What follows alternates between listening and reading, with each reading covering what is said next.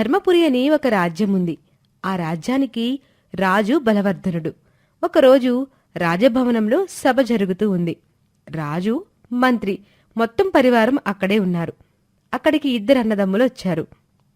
మహారాజా, వీరిద్దరూ అన్నదమ్ములు. వీరి తండ్రి పోతూ పోతూ వీరికి 8 ఎకరాల పొలం ఇచ్చాడు. ఇప్పుడు వీళ్ళు దీన్ని పంచుకోవాలి అనుకుంటున్నారు. కాని వీరి గొడవ ఎన్నటికీ తీరటం లేదు. అందుకే మహారాజా మన సభకొచ్చారు. మీరే న్యాయం చెయ్యాలి. మన సభలో ఇంతవరకు ఎవ్వరికీ అన్యాయం జరగలేదు. మేమిచ్చిన తీర్పు అందరికీ సబబుగానే తోస్తుంది. ఎంతటి జటిలమైన సమస్య అయినా మేము సునాయసంగా పరిష్కరిస్తాం. ఈ విషయం మన రాజ్యంలోని ప్రజలందరికీ తెలుసు. ఆ విషయం తెలిసే మీ దగ్గరికి వచ్చాం మహారాజా. తమరే మాకు న్యాయం చెయ్యాలి. మా అన్న నన్ను మోసం చేయాలని చూస్తున్నాడు మహారాజా. మీరే నన్ను ఆదుకోవాలి. ముందు మీ సమస్య ఏమిటో చెప్పండి. రాజుగారు మీకు తప్పక న్యాయం చేస్తారు. రాజా, మా నాన్నగారు 8 ఎకరాల పొలం ఇచ్చారు. సరి సమానంగా చెరో 4 ఎకరాలు పంచుకుందామంటే మా అన్న దానికి ఒప్పుకోవటం లేదు మహారాజా. ఎందుకు ఒప్పుకోవటం లేదో నేను మీకు చెప్తాను రాజా. మా తాతగారు మా నాన్నగారికి ఇచ్చింది 2 ఎకరాలు. నాకు తెలిసి మాకున్న ఆస్తి ఆ 2 ఎకరాలు మాత్రమే. మా నాన్నగారితో పాటు నేను ఎంతో కష్టపడ్డాను మహారాజా. నాకు పెళ్లి జరిగిన తర్వాత నా భార్య కూడా ఎంతో కష్టపడింది. అందరం కలిసి కష్టపడితే ఆ మిగతా 5 ఎకరాల పొలం సంపాదించగలిగాం. వీడు చిన్నాడు కాబట్టి మా నాన్న అమ్మ వీడిని బాగా గారాబంగా పెంచారు. చిన్నప్పటి నుంచి వీడు కష్టం చేసి ఎరగడు. ఇప్పుడు ఆస్తిలో మాత్రం సమాన హక్కు, సమాన భాగం అంటున్నాడు మహారాజా.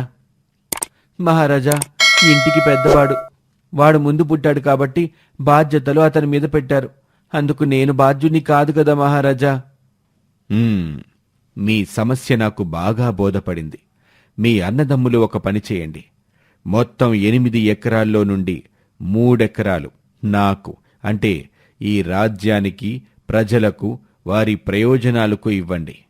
మిగిలిన 5 ఎకరాలు మీ అన్నదమ్ములు చెరు 2.5 ఎకరం సమానంగా పంచుకోండి అని రాజుగారు అనగానే అన్నదమ్ములిద్దరూ ఆశ్చర్యపోయారు. అదేంటి మహారాజా, న్యాయం చేస్తారని మీ దగ్గరికి వస్తే ఇంత అన్యాయమైన తీర్పిచ్చారు? ఏంటి మహారాజా ఇది? మహారాజు గారిచ్చిన తీర్పుకి ఎదురు చెప్పే అంతటి వాడివయ్యవా నువ్వు?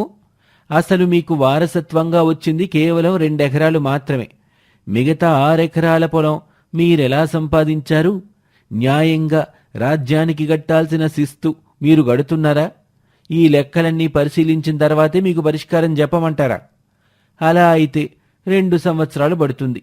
ఇది మీకు సమ్మతమైతే చెప్పండి, లేదా రాజుగారిచ్చిన తీర్పుకి కట్టుబడి ఇద్దరూ ఒప్పుకోండి అని మంత్రి గట్టిగా చెప్పాడు. అన్నదమ్ములిద్దరూ ఇక చేసేదేమి లేక బాధతో తలదించుకుని అక్కడి నుంచి వెళ్ళిపోయారు. వారు తిరిగి వారింటికి చేరుకున్నారు.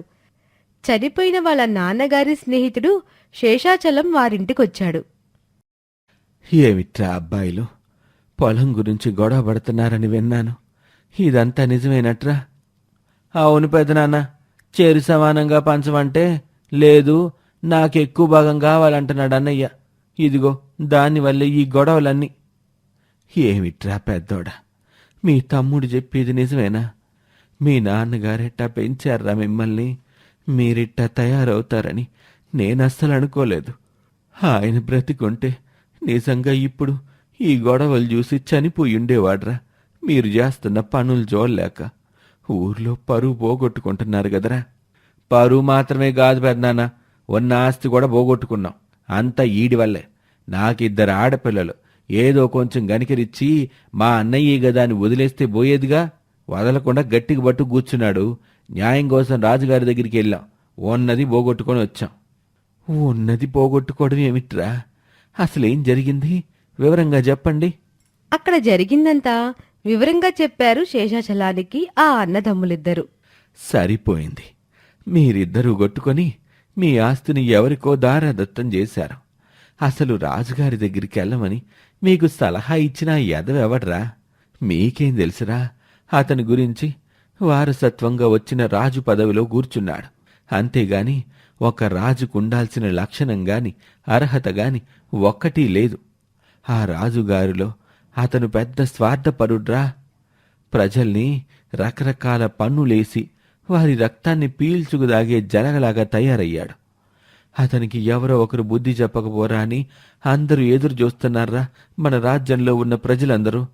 ఎవరైనా ఎదురు తిరిగి మాట్లాడితే వారి మీదే లేనిపోని అబాండాలేసి వాళ్ళను కూడా చెరసాలకు పంపిస్తున్నాడు. అందుకే ప్రజలందరూ నోరు మూసుకొని భరిస్తున్నారు. అదేంటి పెద్దనాన్న అట్టా అంటావు? ఆ రాజు అంతటి దుర్మార్గుడా? అవునరా అబ్బాయి, నువ్వెన్నాళ్ళు ఊర్లో లేవుగా, కాబట్టి నీకు ఈ విషయం తెలీదు. ఈ ఊర్లో ఉన్నాళ్ళకి ఆ రాజు గురించి బాగా తెలుసులే. చూడండి పెద్దనాన్న, ఊర్లో ప్రజలందరూ ఊరుకోవచ్చు కానీ నేను మాత్రం అస్సలు ఊరుకోను. ఆస్తి వల్ల మా అన్నదమ్ముల మధ్య సమస్యలు వస్తే రావచ్చు కానీ మమ్మల్ని మోసం చేస్తావంటే నేను ఊరుకోను పెద్దనాన్న. ఏం చెయ్యగలవురా? అతను మహారాజు, నువ్వు సామాన్యమైన పౌరుడివి. అంతటి మహారాజుని నువ్వెట్ట ఎదురిస్తావు? అతన్ని ఎదిరించే అంగబలం నా దగ్గర లేకపోవచ్చు పెద్దనాన్న, కానీ అతనికి బుద్ధి చెప్పే బుద్ధి బలం మాత్రం నా దగ్గరుంది. ఖచ్చితంగా మా దగ్గర తీసుకున్న 3 ఎకరాల పొలాన్ని అతని దగ్గర నుంచి నేను వెనక్కి తీసుకుంటాను, చూస్తా ఉండు అని అంటాడు తమ్ముడు.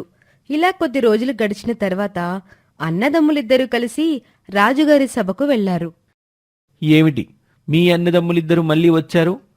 ఆ రోజు మీ సమస్యకు తీర్పు చెప్పారు కదా మహారాజు గారు. అయ్యా, మేమా సమస్య గురించి ఇప్పుడు రాలేదయ్యా. మా మధ్య మరో కొత్త సమస్య మొదలైంది. ఆ సమస్యకి పరిష్కారం కూడా మహారాజు గారే ఇవ్వాలయ్యా. ఆయనైతేనే న్యాయమైన పరిష్కారం చూపిస్తారు. అవునయ్యా, మహారాజు గారు న్యాయానికి పెట్టింది పేరు. రాజ్యంలో ప్రజలందరూ మహారాజు గారిని చాలా బాగా పొగుడుతున్నారయ్యా. ఎంత నిజాయితీపరుడు, నిస్వార్థమైన మనిషి. మన నగరానికి మహారాజుగా ఉండటం ప్రజలందరం చేసుకున్న అదృష్టం అని కూడా అంటున్నారయ్యా. ఇక చాలు మీ పొగడ్తలు. నాకు పొగడ్తలంటే గిట్టదు. ముందు మీ సమస్య ఏంటో చెప్పండి, మేము పరిష్కారం చెప్తాం. మహారాజా, ఈ ప్రపంచంలో ఎక్కడా లేని ఓ వింతైన గాడిద మా నాన్నగారికి దొరికిందండి. ఆయన దాన్ని ఎప్పటినుంచో పెంచుతున్నాడు. సహజంగా గాడిదలు పిల్లల్ని గంటాయి కదయ్యా, కానీ మా నాన్నగారికి దొరికిన ఈ గాడిద గుడ్లు పెడుతుందయ్యా. అది కూడా 2 సంవత్సరాలకోసారి ఓ గుడ్డు పెడుతుందయ్యా. ఆ గాడిద గుడ్డు పెట్టడం ఈ మధ్య జరిగింది.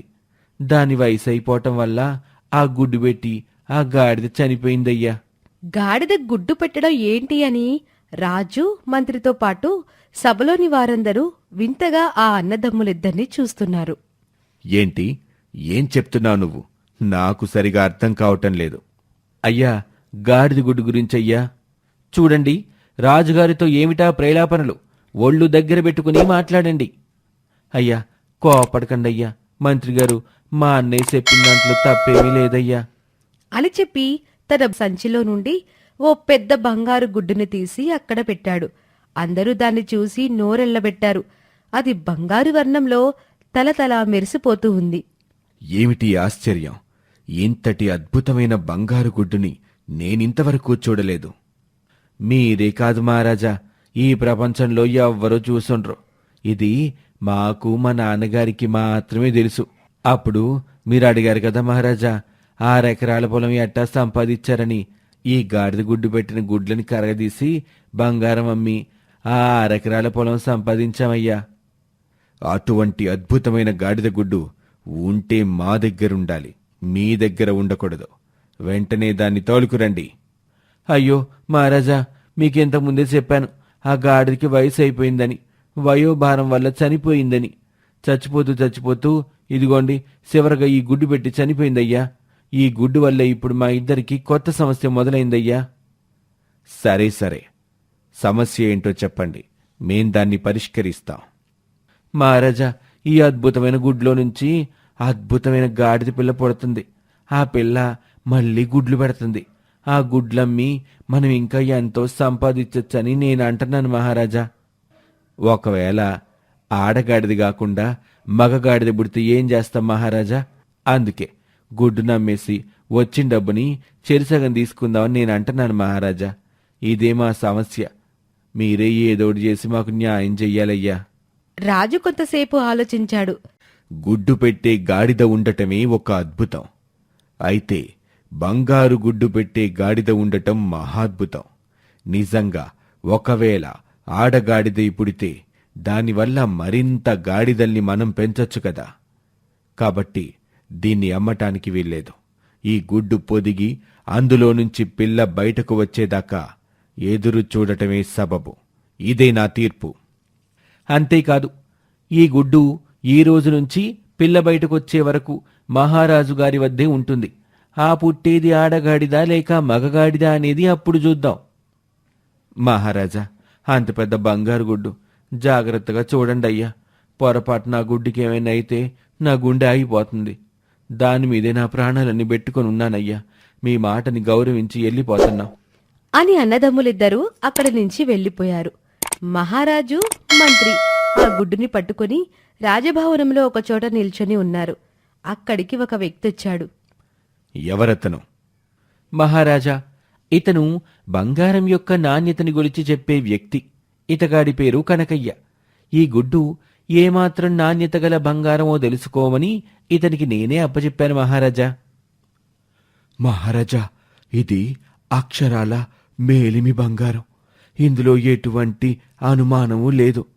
దీని ధర కొన్ని లక్షలుంటుంది మహారాజా.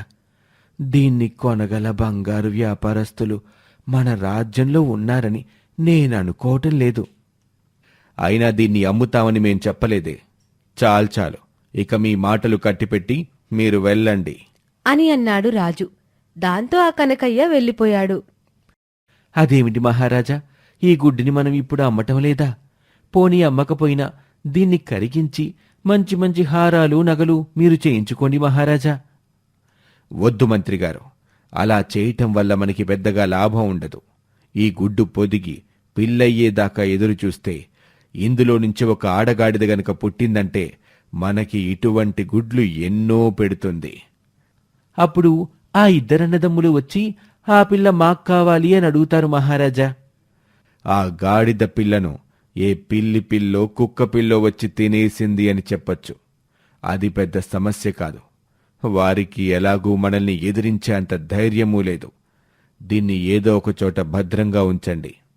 అది నిజమే మహారాజా.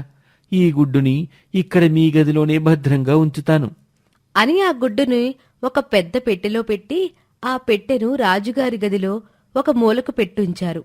అలా ఒక వారం రోజులు గడిచిన తర్వాత అన్నదమ్ములిద్దరూ మళ్లీ రాజుగారి వద్దకు వచ్చారు. మహారాజా, ఈరోజు ఆ గుడ్డు పగిలి అందులో నుంచి పెళ్ళొచ్చే రోజు. ఒకసారి ఆ గుడ్డుని తెప్పిస్తే ఆడగాడిద పుడుతుందా మగగాడిద పుడుతుందా చూద్దామయ్యా. సభలో అందరూ చూస్తారుగా. ఆ గుడ్డుని ఉంచిపెట్టిన ఆ పెట్టెను ఇప్పుడే ఇక్కడికి తీసుకురండి అని రాజు ఆజ్ఞాపించాడు. ఇద్దరు భటులు వెళ్లి ఆ పెట్టెని తీసుకుని వచ్చి సభలో అందరి ముందు పెట్టారు. ఆ పెట్టె మూత తెరచి చూశారు. రాజుగారితో సహా అందరూ ఆశ్చర్యపోయారు. అందుకు కారణం ఆ పెట్టెలో ఉంచిన గుడ్డు లేదు. మహారాజా, మిమ్మల్ని నమ్మి బంగారు గాడిద గుడ్డిని మీ చేతిలో పెడితే ఇదేంటి మహారాజా ఈ అన్యాయం? ప్రజలారా చూశారు గదా, ఆ రోజు సభలో అందరి ముందు నేను ఈ బంగారు గుడ్డిని మహారాజు గారికి ఇచ్చాను. ఈరోజు ఈ గుడ్డు మాయమైంది. రాజుగారి భవనంలో ఉన్న ఒక బంగారు గాడిద గుడ్డి ఎట్టా మాయమవుతుంది? ఇది సామాన్యుడికి అసాధ్యం గదా. మహారాజా, ఈ గుడ్డును ఈ పెట్టెలోనే ఉంచారా? మంత్రిగారు, ఏంటిది? ఈ పెట్టెలో పెట్టిన గాడిద గుడ్డు ఏమైంది? మహారాజా, నాకేమి తెలుసు? ఇటువంటి పనేది జరగకూడదని ఆ గుడ్డుని పెట్టెలో పెట్టి మీ గదిలోనే ఉంచాను. మీ అనుమతి లేకుండా ఎవరి ప్రవేశమూ ఉండదు గదా మహారాజా.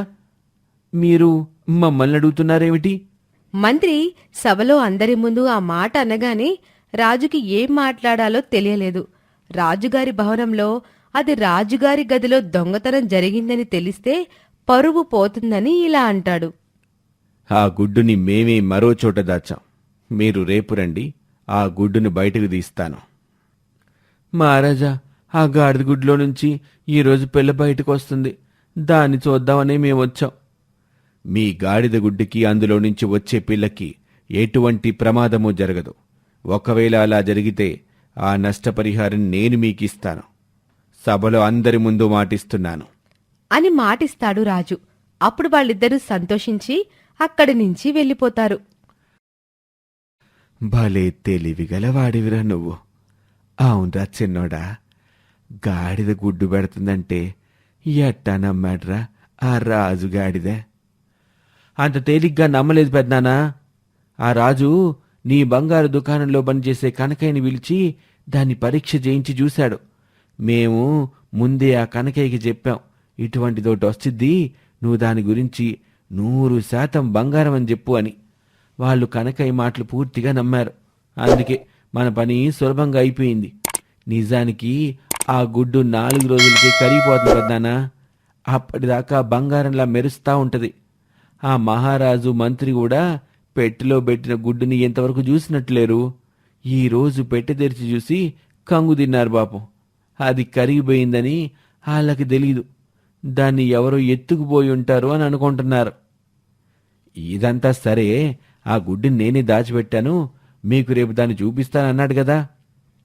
తన గదిలోనే పెట్టిన గుడ్డు పోయిందంటే అందరి ముందు పరువు పోతుందని అట్టా చెప్పాడు.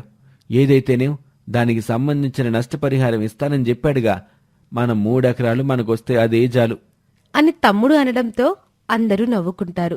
ఇక రెండో రోజు అన్న తమ్ముడు ఇద్దరూ కలిసి రాజుగారి వద్దకు వెళ్తారు. మహారాజా, మీరు మాకు చూపిస్తానన్న గుడ్డును చూపిస్తే అందులో నుంచి ఆడగాడిదొచ్చిందో మగగాడిదొచ్చిందో చూసి సంతోషిస్తాం మహారాజా. మహారాజు మంత్రి ఒకరినొకరు చూసుకున్నారు. నిజానికి ఆ గుడ్డు దాచిపెట్టిన చోటుకు వెళ్ళి రాత్రి నేను పెట్టె తెరిచి చూశాను. నేను పెట్టె తెరవగానే అందులో నుంచి ఒక రెక్కల గాడిద పిల్ల ఎగురుకుంటూ వెళ్ళిపోయింది. ఓహో, గాడిదికి రెక్కలొచ్చాయా మహారాజా అని నటిస్తూ అమాయకంగా అడిగాడు. అవును, మీరు చెప్పినట్టుగానే ఆ గుడ్డు పిల్లయింది. నా కళ్ళ ముందే రెక్కలు టపటపామంటూ ఆడిస్తూ ఎగిరిపోయింది. ఆ క్షణంలో అక్కడ నేను తప్ప ఎవ్వరూ లేరు.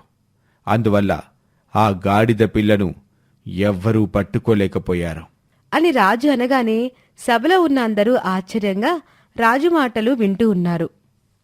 అవును మహారాజా, అట్టా జరిగే అవకాశం ఉంది. ఎందుకంటే మా నాన్నగారికి దొరికింది ఓ అద్భుతమైన గాడిద. అది బంగారు గుడ్డు పెట్టడం మరో అద్భుతం.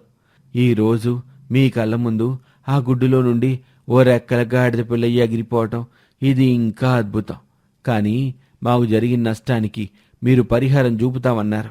దయచేసి ఆ పరిహారం ఇప్పిస్తే మేము వెళ్తాం మహారాజా అని చాలా వినయంగా అడిగాడు. అందరి ముందు పరువు పోతుందని ఇక రాజు చేసేదేమీ లేక ఇలా అన్నాడు. నిజమే, మా వల్ల మీకు నష్టం జరిగింది. ఆ బంగారు గాడిద గుడ్డుని నేను మీకు తిరిగైతే తీసుకురాలేను. కాబట్టి మీరిచ్చిన ఆ బంగారు గాడిద గుడ్డు పరిమాణంలో మీకు నేను బంగారాన్ని ఇస్తాను. దాన్ని తీసుకుని మీ అన్నదమ్ములిద్దరూ చెరి సమానంగా పంచుకోండి అని చెప్పి రాజు వాళ్ళకి ఆ గాడిద గుడ్డు పరిమాణంలో ఉన్న బంగారాన్ని ఇస్తాడు. అన్నదమ్ములిద్దరూ సంతోషిస్తూ ఆ బంగారాన్ని తీసుకుని బ్రతుకుతారు. ఇది ఇవాల్టి స్టోరీ. తిరిగి మరొక ఆసక్తికర కథతో మళ్ళీ కలుద్దాం.